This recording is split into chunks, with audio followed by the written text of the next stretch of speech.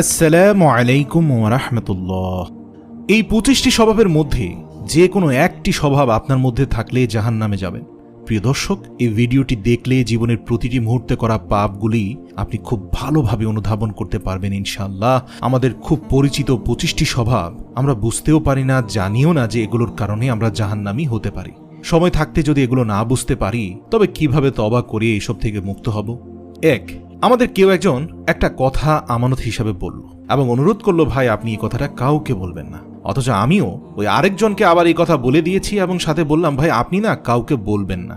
এভাবে কথাটা open secret হয়ে গেল এবং মানুষ জেনে গেল।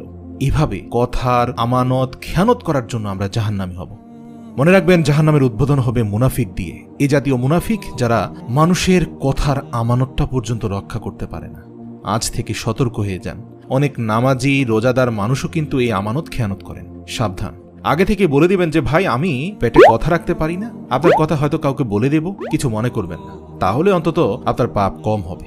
2 নম্বর হচ্ছে, আমি গুলশানে দাঁড়িয়ে কাউকে মোবাইলে বললাম, ভাই আমি তো মতিঝিল চলে এসেছি, আমি আছি এখনো রিকশায় অনেক দূরে, অথচ বাসার লোকদের জানাচ্ছি আমি এখন সিঁড়ি দিয়ে বাসায় উঠছি। এটাও কিন্তু মুনাফিকি। 3 নম্বর হচ্ছে, কোনো ব্যক্তিকে এই কথা বলা, এই তুই তো কিছুদিন আগে আমার কাছে একটা চাকরির জন্য এসেছিলি, চাকরি দিলাম, আজকে টাকা ইনকাম হয়েছে আর সব ভুলে গেলি। আল্লাহর রাসূল সাল্লাল্লাহু আলাইহি সাল্লাম বলেছেন, কারো উপকারের পর এই জাতীয় কথা বলে তাকে তুচ্ছ তাচ্ছিল্য করা, ভরা মজলিসে খোঁটা দিয়ে অপমান করা, এটি নিঃসন্দেহে জাহান্নামের জন্য যথেষ্ট। মনে রাখবেন, প্রয়োজনে মানুষের উপকার বাদ দিয়ে দিন, কিন্তু উপকার করে এই জাতীয় কথা বলে আপনার নিজের আমল ধ্বংস করবেন না এবং জাহান্নামের রাস্তা সুগম করবেন না। 4 নম্বর হচ্ছে, রাস্তা দিয়ে যাওয়ার সময় একটা মেয়ের দিকে তাকালেন, মেয়েটা ইসলামী পোশাক পরানি এবং দেখতে সে বেশ আকর্ষণীয়, এর পরের বার আর তাকাবেন না। প্রথমবার আপনার গুনাহ মাফ হয়ে যাবে, কিন্তু এর পরের দৃষ্টির গুনাহ মাফ হবে না। 5 নম্বর হচ্ছে, আপনি জীবিত এবং সুস্থ থাকা অবস্থায় যদি আপনার স্ত্রী বেপরদা হয়ে বাজার সদাই করতে হয় তাহলে আপনি দায়ুস, আপনার অবস্থান সরাসরি জাহান্নাম। 6 নম্বর হচ্ছে, সন্তান বড় হয়েছে অথচ তাকে পর্যাপ্ত ধর্মীয় শিক্ষা দেননি, সালাতের জন্য তাগাদা দিচ্ছেন না। এই সন্তান জান্নাতে যাওয়ার সম্ভাবনা প্রবল থাকলেও তার বাবার জান্নাতে যাওয়ার সম্ভাবনা ক্ষীণ। কেন জানেন? কারণ সন্তান হয়তো পরবর্তী জীবনে আমলী এবং নেককার হয়ে যাবে, কিন্তু পিতার দায়িত্বহীনতার কারণেই সে জাহান্নামী হবে। 7 নম্বর হচ্ছে, টাকনুর নিচে পোশাক ছেড়ে দেয়া। পুরুষদের জন্য এটি জাহান্নামে যাওয়ার জন্য যথেষ্ট হয়ে যাবে যদি টাকনুর নিচে সে কাপড় ছেড়ে দেয়। 8 নম্বর হচ্ছে, কারো হক নষ্ট করেছেন বা দুর্নীতি করে টাকা ইনকাম করেছেন, যদি আখেরাতে বাঁচতে চান তবে তার টাকা বা তার হক ফেরত দিয়ে দিন, নাইলে আখেরাতে সে আপনার সমস্ত ন্যাক আমল ধরে টান দেবে। মিশকাত 3753। 9 নম্বর হচ্ছে, বয়স ছিল, ক্ষমতাও ছিল, তখন রিকশাওয়ালাকে 10 টাকা বেশি দাবি করার কারণে কষিয়ে চড় মেরেছিলেন। এর নাম হচ্ছে দুর্বলের উপরে জুলুম। এটি অত্যন্ত বড় অপরাধ। জাহান্নাম থেকে বাঁচতে হলে তার হাত ধরে ক্ষমা চেয়ে নিন, নাহলে একদিন আপনার আমলনামা সে টান দিবেই দিবে এবং আপনি যাবেন জাহান্নামে। 10 নম্বর হচ্ছে, মহিলারা গায়ে সুগন্ধি মেখে পরপুরুষের পাশ দিয়ে হেঁটে গেছেন। এই ধরনের কাজ জীবনে আপনি যতবার করেছেন ততবার জেনার অপরাধ হয়ে গিয়েছে, এখনই তওবা করুন আর কখনো পরপুরুষের সামনে সুগন্ধি মেখে হাঁটাচলা করবেন না। এটা আল্লাহ রাসূল সাল্লাল্লাহু আলাইহি সাল্লাম নিষেধ করে গিয়েছেন। হ্যাঁ, সুগন্ধি আপনি আপনার স্বামীর সাথে একান্তে বা ঘরের ভেতর ব্যবহার করতে পারেন, তখন সুগন্ধি ব্যবহার করতে কোনো অপরাধ নেই, বরং সওয়াব রয়েছে। 11 নম্বর হচ্ছে, যতবার আপনি সুদ খেয়েছেন বা দিয়েছেন বা সুদের কাজে সহযোগিতা করেছেন ততবার আপনি মায়ের সাথে জেনা করার মতো জঘন্য পাপাচারে লিপ্ত হয়েছেন, যার পরিণাম জাহান্নাম। 12 নম্বর হচ্ছে, যতবার আপনি কোনো অমুসলিমকে খাইয়েছেন বা উপকার করেছেন, মনে রাখবেন ততবার আপনি দানের সওয়াব পেয়েছেন এবং আল্লাহ তাআলা আপনার উপর খুশি হয়েছে, কারণ আপনি একজন অমুসলিমকে খাইয়েছেন বা দান করেছেন। কিন্তু অতি উৎসাহিত হয়ে তার পূজা অর্চনায় যোগ দেওয়া, তাকে SMS দিয়ে পূজার শুভেচ্ছা জানানো অথবা তার পূজায় নিজের গাকে ভাসিয়ে দিয়ে আপনি শিরক করেছেন, তো জাহান্নামের জন্য প্রস্তুত হয়ে যান। আল্লাহ তাআলার নিকট খাস তওবা ব্যতীত এই পাপাচার থেকে কখনোই আপনি মুক্তি পাবেন না এবং জাহান্নামের আগুন থেকেও রক্ষা পাবেন। যতবার আপনি জন্মদিন, মৃত্যুদিন, বিবাহবার্ষিকী বা কোনো দিবস পালন করেছেন এবং প্রচুর অর্থ ব্যয় করেছেন ততবার আপনি বিদআত করেছেন, আর রাসূল সাল্লাল্লাহু আলাইহি সাল্লামের সুপারিশ বিদআতকারীদের জন্য প্রযোজ্য নয়।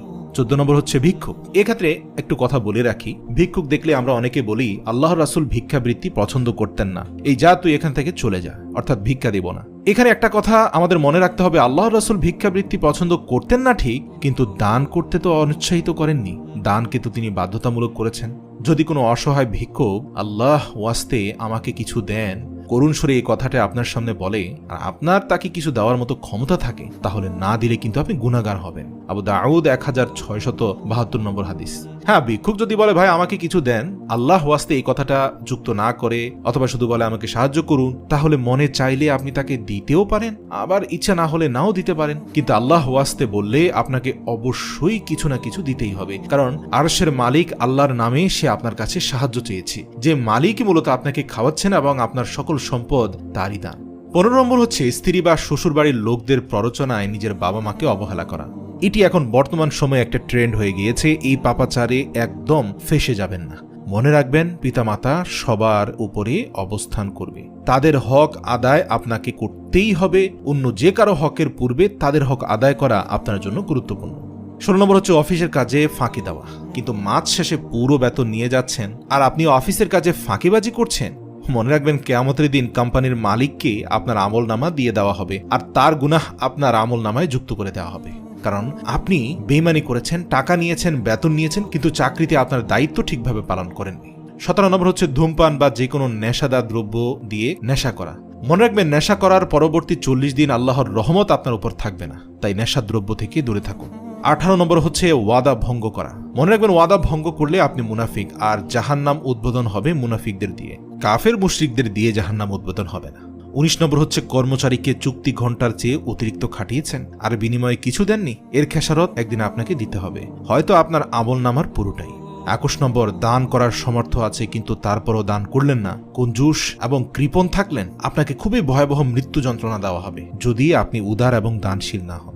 22 নম্বর, কোনো ব্যক্তি বা প্রতিষ্ঠান থেকে ঋণ নিয়েছেন কিংবা চাঁদাবাজি করেছেন বা ঘুষ নিয়েছেন কিন্তু ফেরত দেননি, আমলনামা ভারী করুন, কারণ এটা দিয়ে একদিন শোধ করতে হবে। 23 নম্বর হচ্ছে রাসূল সাল্লাল্লাহু আলাইহি সাল্লামের দেখানো পদ্ধতি বাদ দিয়ে পীর সাহেব নিত্য নতুন যে পদ্ধতি দিয়েছেন বা এমন কিছু যদি দিয়ে থাকেন যেটা আল্লাহর রাসূল করেননি, সেই পদ্ধতিতে আমল করেছেন তো ধরা খেয়েছেন। মনে রাখবেন, রাসূলের সুপারিশ আপনার জন্য নয়, কারণ বেদাতকারীদের আল্লাহর রাসূল সুপারিশ করবেন না।